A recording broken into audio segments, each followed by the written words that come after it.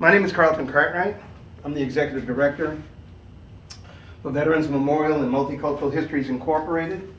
Today is Tuesday, December the 3rd, 2023. We're here at Riviera Beach. 2024. 2024. Thank you for the correction, boys and girls. Okay, good. We're here at Riviera Beach Preparatory Achievement Academy in Riviera Beach. And Miss, what is your name? Corinna, Balderramos-Robinson. Okay. All right. And let's see. What branch of the service were you in? United States Army. Okay. And how long did you serve? 25 years. Are you still serving? Every day. In a GS position? No. Okay. All right. Okay. All right. What were you doing before you went into service? I was growing up in the state of South Dakota. Mm-hmm. And living the life of what I would say as a minority citizen, my grandparents being Mexican and my mother's family being German, but we had all kinds of employees working blue-collar jobs and working on farms. It was just a great place to grow up. And what state was that in? South Dakota. Okay. And what year did you go into the military? 1983, straight All right. out of And high what were school. you doing at that moment before you went into service? I was senior in high school. Mm-hmm. Did very well academically. My mom was a single mom. My dad had passed away when I was young. So raising 3 girls, I was the oldest. She couldn't afford to send me to college. So I decided to follow my father's footsteps and join the U.S. Army at the age of 17. So that's why you chose that branch? Yes, to Okay. serve our nation. All right. What year did you go into the military? 1983, And you say you separated when? 2009, 25 years. 25 years. Congratulations. Were you enlisted or were you drafted? Well, I was enlisted first for a period of 11 years. Okay. And then I became commissioned through Officer Candidate School. Right. Okay. So we'll get there. Where was basic training? Fort Jackson, South Carolina. Okay. And how long was basic training? Oh, it seemed forever. I'm sure of that. No, a few months, and then I actually returned to go back there many years later as a drill sergeant. As a drill sergeant? Okay. After, what was basic training, like 6 weeks? I think it was a little longer. A little longer than that? Maybe 3 months. Did you go home before you went to your AIT school? No, No, you didn't. So where was the AIT? Fort Jackson, South Oh, Carolina. same place? Mhm. And how long was that? It's approximately the same amount of time, maybe it's A few too long. months, yeah. 2 months, okay. And what was your specialty? Well, I had desired to be military police. Okay. Way back then, they had a height requirement, 5'4", and I was only 5'2". So I joined the Army, and I was working in the Adjutant General's Corps. And At what? AG, Adjutant General's Corps, Administration. Gotcha. And wasn't the kind of person to sit behind a desk, so I was an academy instructor Uh-huh. for what was then called Primary Leadership Development course, and then I was a drill sergeant school instructor, and an operations sergeant. And then it wasn't until 11 years in service that I learned that there was no height requirement for commissioned officers. There was what? There was no height requirement Got it. Oh, for military police as a commissioned officer. Got So it. I put my packet in, went to Officer Candidate School, and then got branched military police. all right. Before we go there, those first 11 years, did you serve all of those at the same base? No. Okay, so the first base that you were at, what was your job? Well, I was in Germany, Uh-huh. so I was administrative clerk, and then I was there for about 2.5 years. Okay. Went to Fort Benjamin Harrison, Indiana, to then continue on work in administration. And then I was selected to work with White House Communications Agency back in DC for just over a year. Right. Well, I'm saying just short of a year, but at that time then I became engaged to another service member Right. at Fort Knox, Kentucky. So I went ahead and moved there, and we got married. We started a family. That's when I was an academy instructor, and then I went to drill sergeant school. What did you teach in the academy? Leadership. Okay. A lot of different courses. I Right. mean, everything from land navigation to how to, be in charge, leadership skills. Right. But I was the only woman in the academy at the time, so it was really a challenge. Remember what year that was? Probably 1985 through Okay. 89. Approximately. Okay, cool. Yeah. Mhm. Yeah. So, over the 11-year period, how many bases did you serve on? First one was where? Germany, Then? Indiana, DC, Kentucky, back to Germany. Okay. Oh no, South Carolina, then Germany. Yeah. So, by the, okay, and at the end of 11 years, what rank were you? I was Sergeant First Class E7. Ah, congratulations. Thank you. Good job. And when I was in Officer Candidate School, I made the Where was OTS? Officer Candidate School was at Fort Benning, Georgia. Uh-huh, and how long was that? Several months. Well, tell us about it. What was it like? What were the instructors like? How was the food? How'd you get along with your fellow officers? Well, while I was there, I made the E8 list, Master Sergeant list. So people wondered, wow, you want to give up that rank, knowing I was doing very well, to become a commissioned officer and start over. Right. And I said, absolutely. I'd always wanted to work in the law enforcement career field, so that's what my goal was. While I was there, they did not make it easy. I was in leadership positions all the time. And usually you get maybe, 4 or 5 hours of sleep every night. And I had a roommate, and she was National Guard. Tried to mentor her a lot, but I felt like being a former drill sergeant, being then a single mom, I felt very hardened. But at the time, we knew as soon as we graduated that we were starting to deploy servicemen and women to support Operation Desert Shield, Desert Storm. In the Middle East. Yes, so my focus was knowing that when I graduated, I was going to then be a commissioned officer where we were preparing to send a lot of people to the Middle East or other places around the world. Okay. And where were you stationed at that moment? Fort Jackson, South Carolina. Gotcha. Okay, I get asked this quite a bit by my students, but would you please do me a favor and explain, in other words, what I'm getting at is, you became an officer. Why did you want to become an officer after being enlisted? What's the difference? The responsibilities, pay I know there's a difference in the pay. The way you're treated, travel, your quarters, all those things are different. So, in your mind, why did you want to go ahead and become an officer? And like they had asked you, I think from what you said, they wanted to know that you had made this success, getting to E7, correct? All right, so wow, you've accumulated all of that. So what was the drive behind going ahead and going to OTS? Well, straight out of high school, I wanted to work for the FBI. Mm-hmm. I couldn't do that because I didn't have a college degree and I didn't have any law enforcement experience. So I joined the Army to get that. Back in 1983, when I joined the Army again, I had no qualms in being enlisted first, but I couldn't be law enforcement because there was a height requirement for enlisted soldiers. Back then you had to be tall, thin, there was just this... So you wanted to be an officer you wanted that for quite a while? Well, I wanted to work in law enforcement. It didn't matter if I was enlisted or officer. Okay. When I was growing up in South Dakota, there wasn't like ROTC or West. I didn't know anything about West Point. I didn't know about these academies or opportunities where you could go to school and become an officer right away. Right. But I was a natural leader, whether I was enlisted or not. But regrettably, there was a height requirement on women being in the military police corps as enlisted soldiers way back then. There's no longer that requirement anymore. But that was really my preface. That was the holdup. So it wasn't about the money, the title. It was just being able to protect others. I grew up, again, I was Hispanic in South Dakota, predominantly, Caucasian farmers, in a very small populace.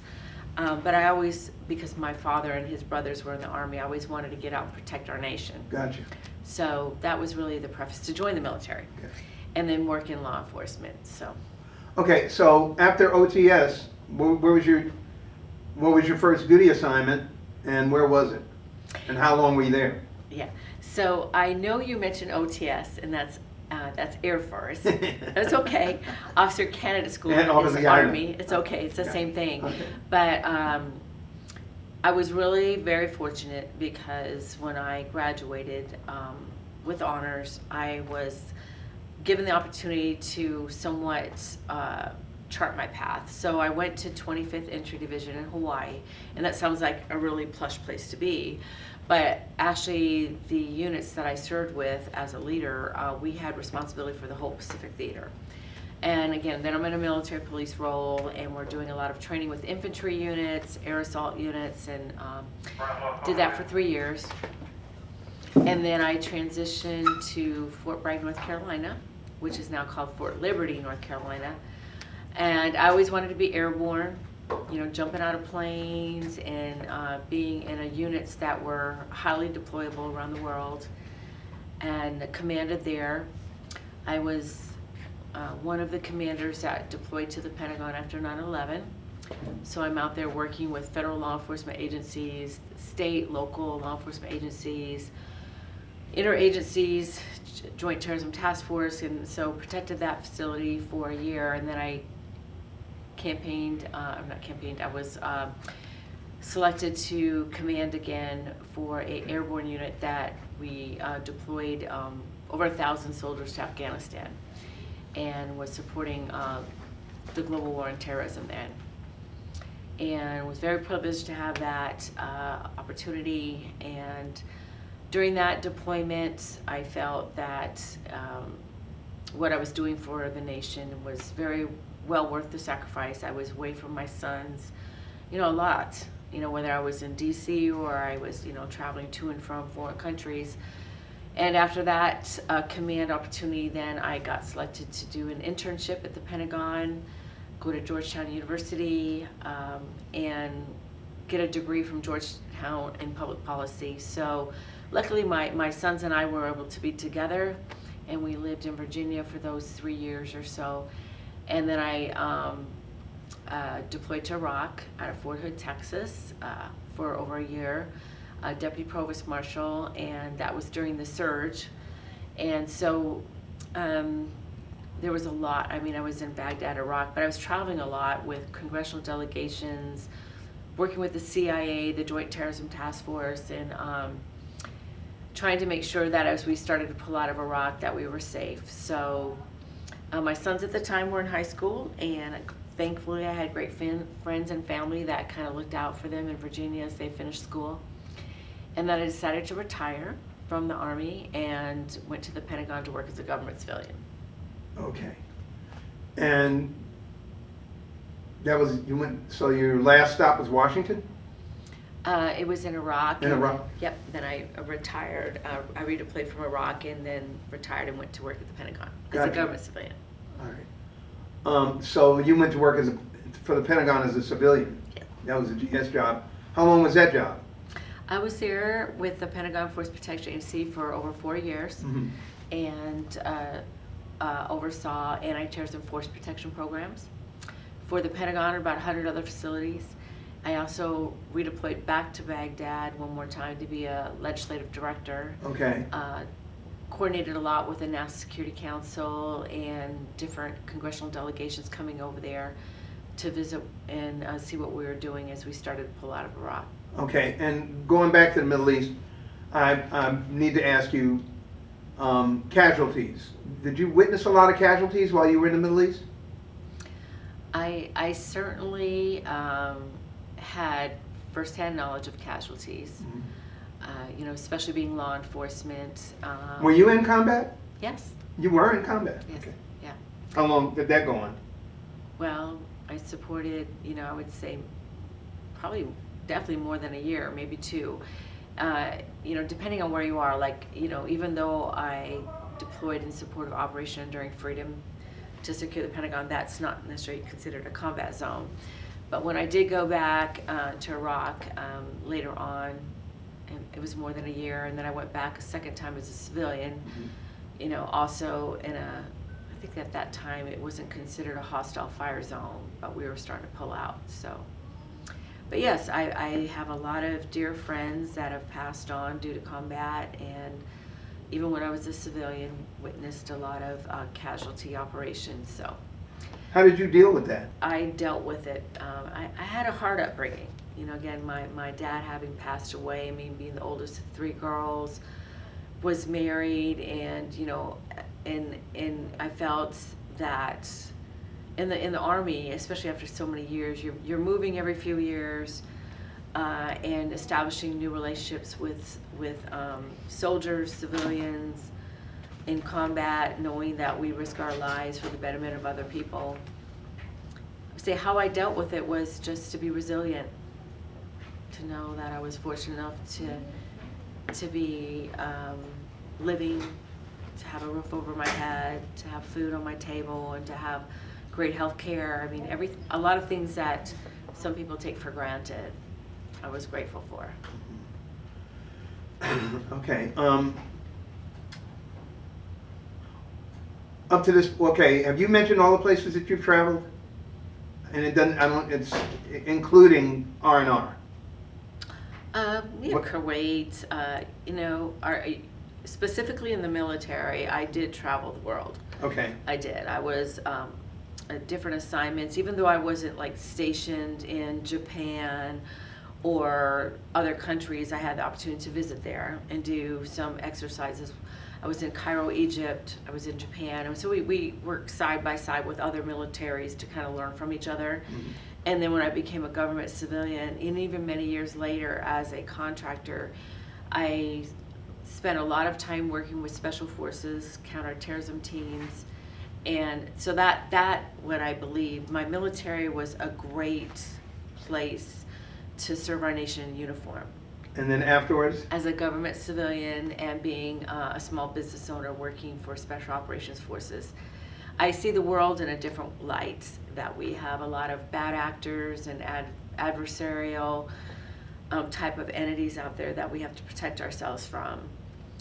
So that's what I continue to do, is trying to find that niche, whether it's as a PhD doing research and analysis, as you know, a former political candidate trying to make sure that we understood our national security and defense risks, or just being an everyday citizen, you know, wherever we go, trying to share a positive light on who we are as Americans. Awards and citations. Lots of awards and citations, you know. I'm sure. I was more apt to recognize my staff and soldiers. Nice. Yeah. Okay, got you. Okay. By the way, through your military career, how was the food, by the way? The food? Mm-hmm. Where? On the bases, military food. You know, I will say, especially when I was enlisted and living in the barracks, Right, going to the dining facilities or being deployed in Iraq, dining facilities, right. no complaints.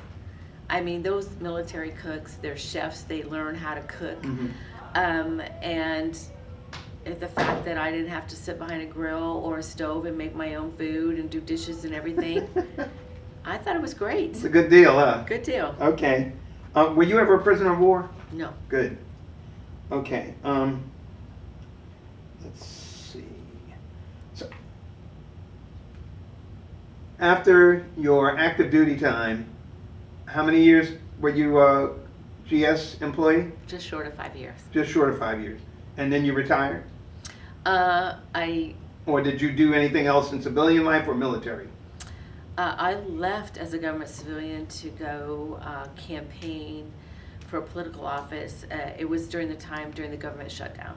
Okay. So my campaign was prefaced under trying to win the election to go to Congress to work on the House Armed Services Committee to help educate people on the second, third order effects of shutting down the government and going through sequestration. Okay. All right. There's a particular question I want to ask you. Well, I can just go ahead. Before I do that, your entire time on active duty, did you ever have any problems staying in touch with your family? I would say because I worked a lot with a top secret clearance Right. in buildings where we could not have like cell phones and, you know, personal laptops or whatever, there were times when I could not connect with my family Mhm. because we were concerned about people, hacking our networks or listening into our conversations. But I will say for the majority of the time we had, like in Iraq, we had AT&T like trailers where we could go wait in line for an hour or so to make a phone call back to our house around the holidays for 5 minutes. And that was a blessing. And then years later when now you have FaceTime and things like that, but I'm grateful for the opportunities I had to stay in touch with my family. And thankfully my sons were grown, so they understood what I was doing and why I was away. Got it. Okay. Okay. Do you feel like throughout your military career you have all the supplies that you needed to do your job effectively? Sure. Okay. Had everything you needed. Good. And by the way, just as in passing, what did you think of your peers, your fellow officers and enlisted?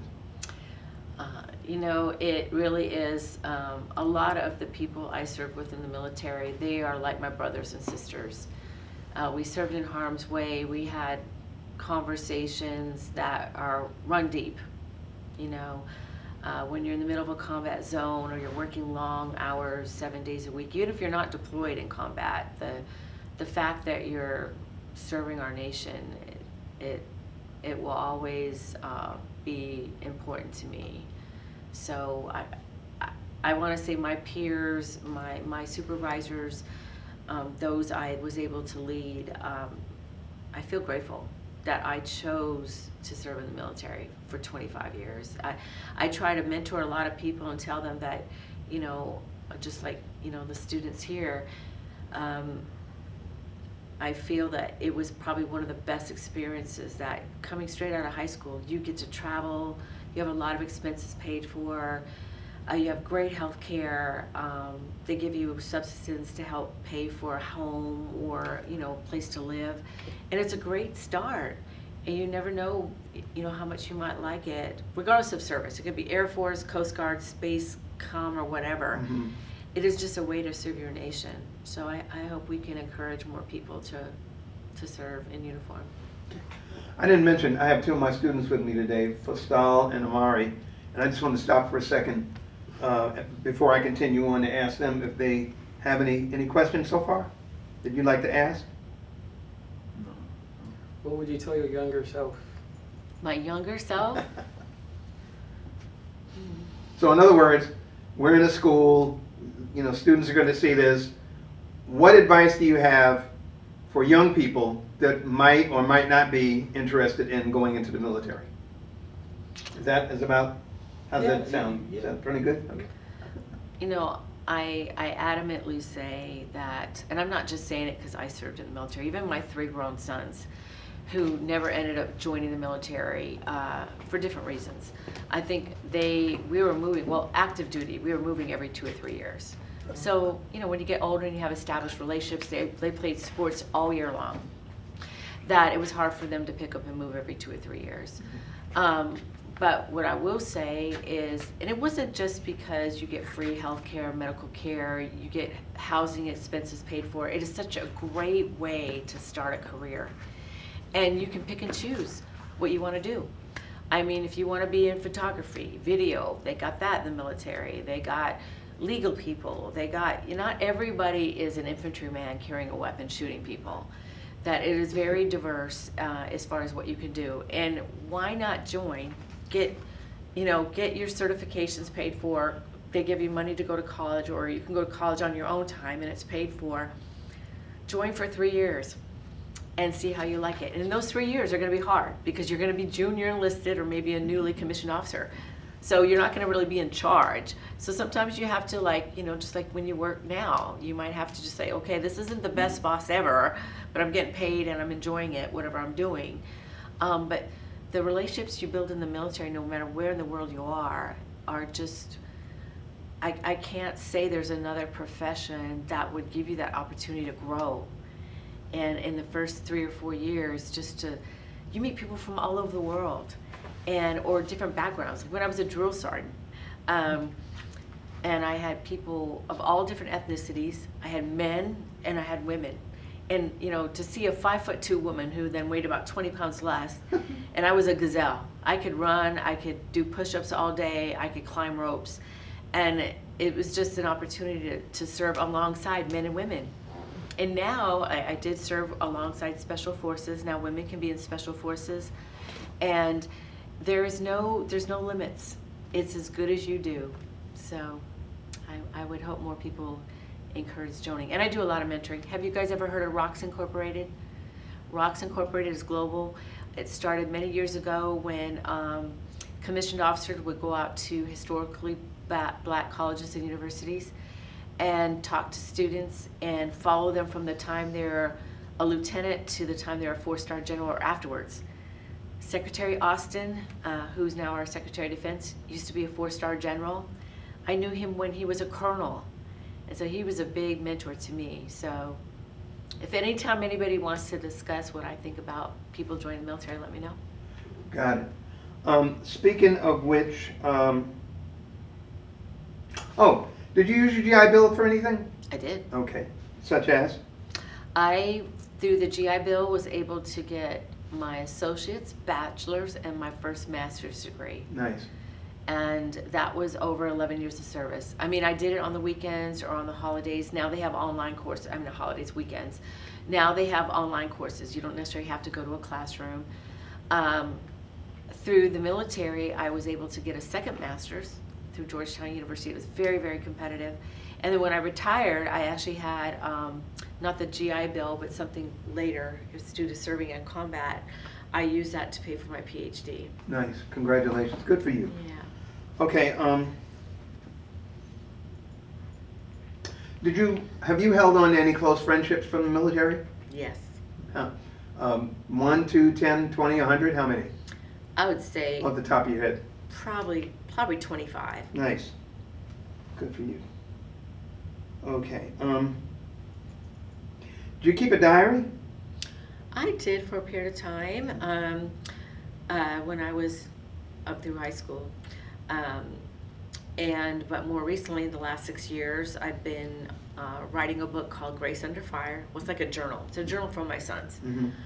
And I started it there's 10 chapters. I think I'm on chapter 7 now. But it talks about how, whether I was a single mom or, any kind of domestic violence or, being shot at, mortared, whatever, that I had to reach deep within.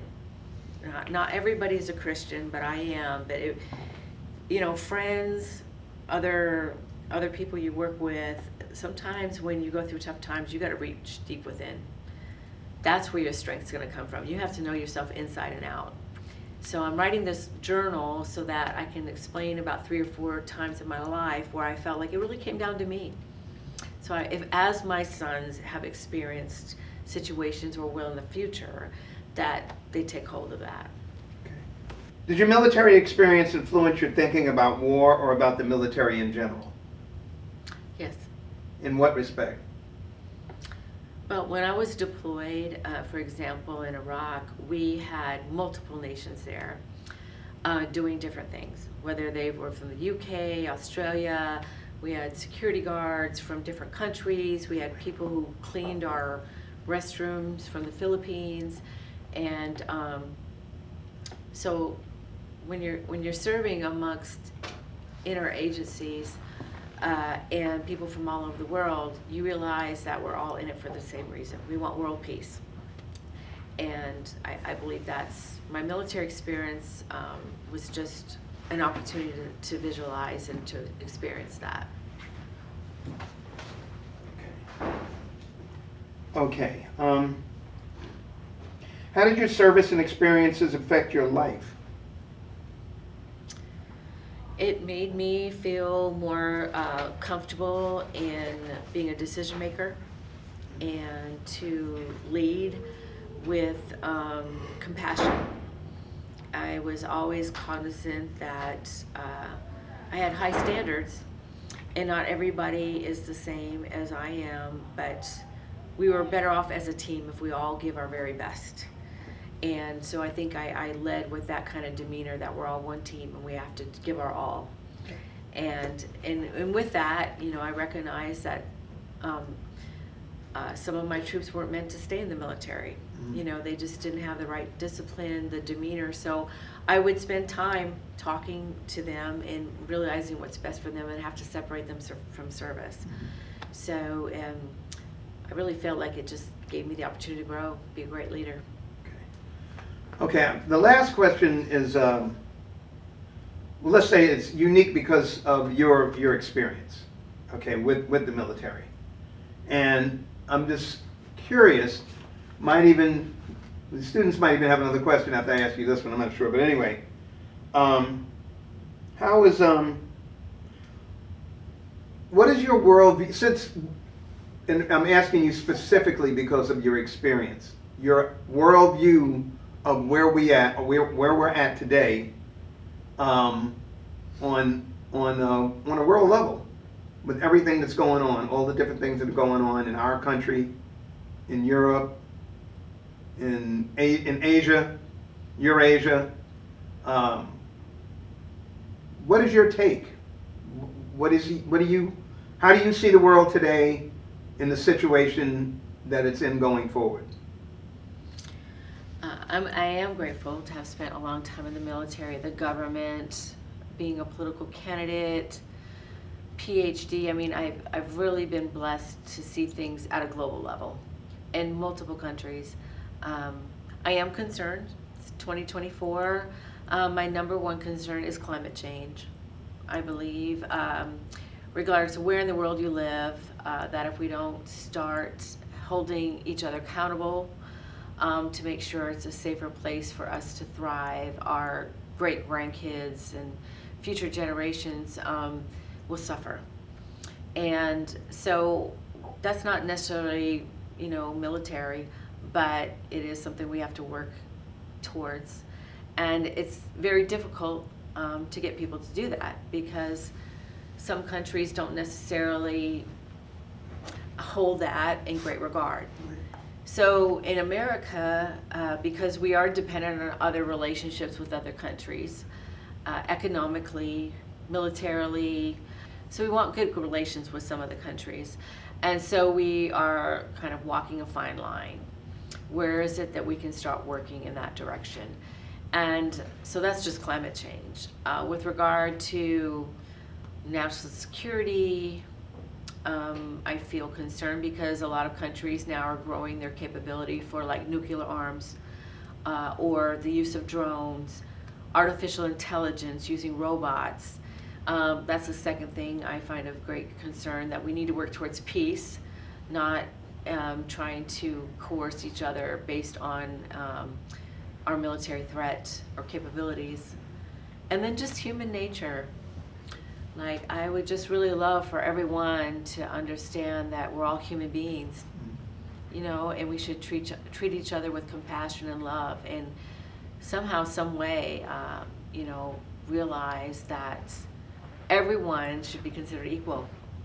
Some countries don't have a government, whether they're led by, people who are dictators or not, everybody should be treated equally, whether it's a woman having the opportunity to drive a car, or being able to choose who she's going to marry, or a child having the opportunity to have great education, whether it's a public school or a private school or a charter school.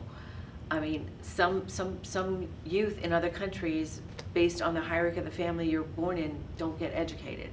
So the worldview is, okay, we need to be filled with more love, less hate. Well, I'm gonna, first of all, get ready to close out. You guys have any more questions? How do you feel about the youth in this generation? Like, what's your opinion on it? The youth in this generation, so I would say my three sons are now in their 30s, and they're multiracial,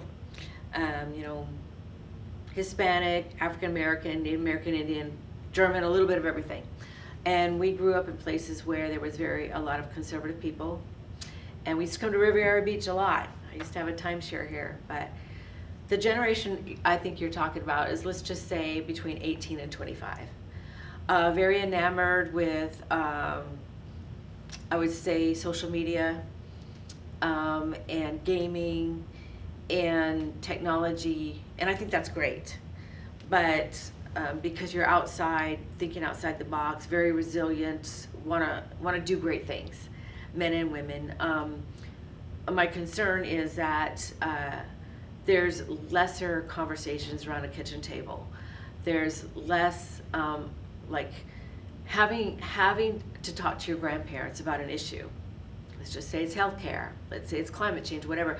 We don't have those talks around the kitchen table anymore, and we really need to bridge that gap.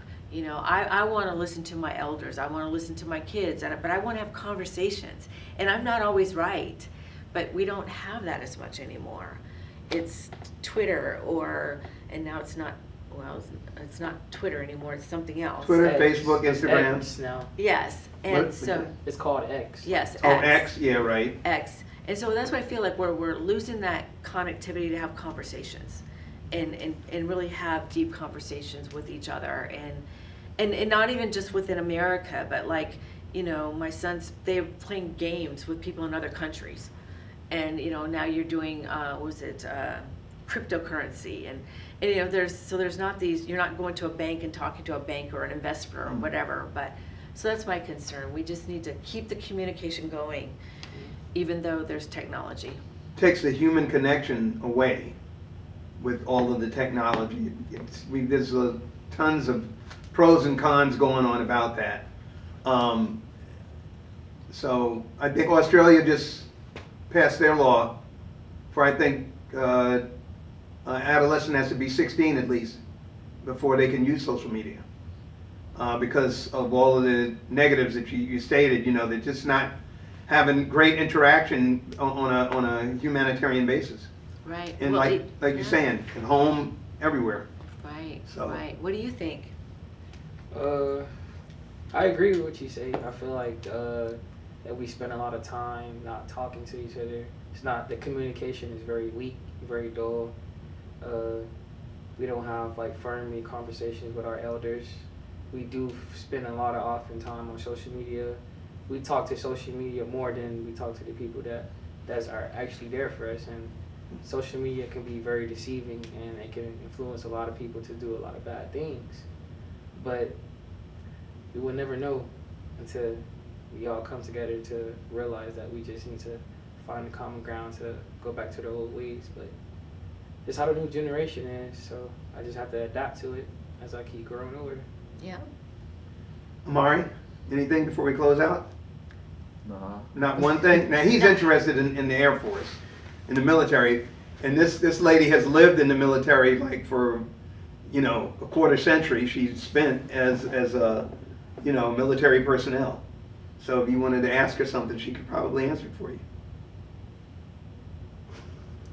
And if not today, Maybe, tomorrow. yeah, some other Tomorrow. time. Well, I want to thank you for a You're welcome. wonderful, informative conversation. Thank you, Carlton. I've known you for several years, and he truly is like a brother to me, you know, really.